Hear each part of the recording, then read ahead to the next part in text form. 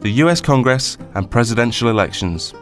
Voting, the people's chance to decide who they want to run their country and represent their interests. But how does it work in the United States of America? Across the pond, voting is quite different. Like the UK Parliament, the United States Congress has two houses, the House of Representatives and the Senate. Unlike the UK, there are public elections for both houses, and a third separate election is held to choose a president. In the US, the president is both the head of state and the head of government. In the UK, these roles are carried out separately by the monarch and the Prime Minister.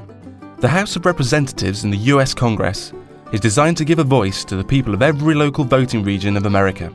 Members of the House of Representatives stand for re-election every 2 years.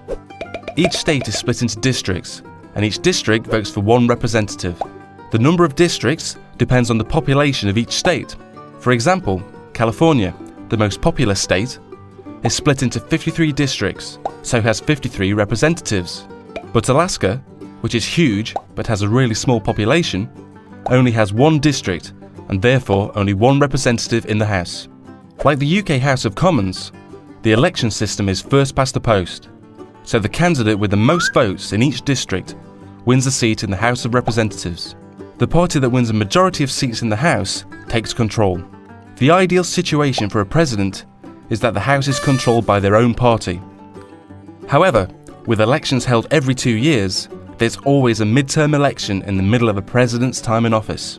If the public thinks that the president's not doing a great job, they can vote in more members of the opposition party, making it more difficult for the president to pass laws.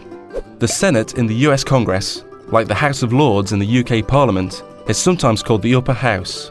George Washington described the Senate as the saucer that cools the coffee, meaning that it's their job to scrutinise and question all proposals made by both the House of Representatives and the President, before voting to decide whether they should proceed as law. Senators, like members of the House of Representatives, are also elected to their seats by the public. Senators serve 6-year terms, and elections are staggered, so every 2 years, a third of the senators run for re-election. Each state is represented by 2 senators, regardless of its population.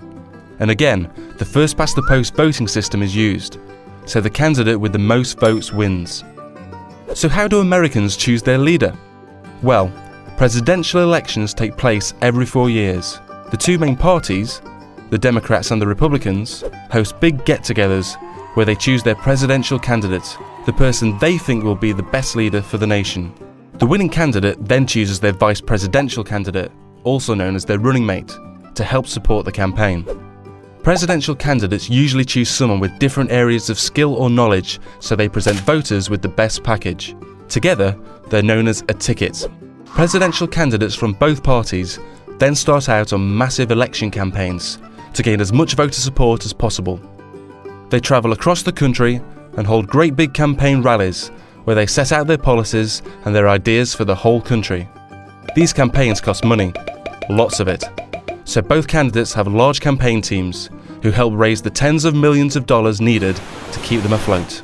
When it comes to election day, the public go to the polls to vote for one presidential ticket. So far, so easy.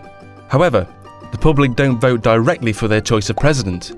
Instead, a system called the Electoral College is used. Each state is allocated a number of electors that will make the final choice. A state has the same number of electors as it does senators and representatives.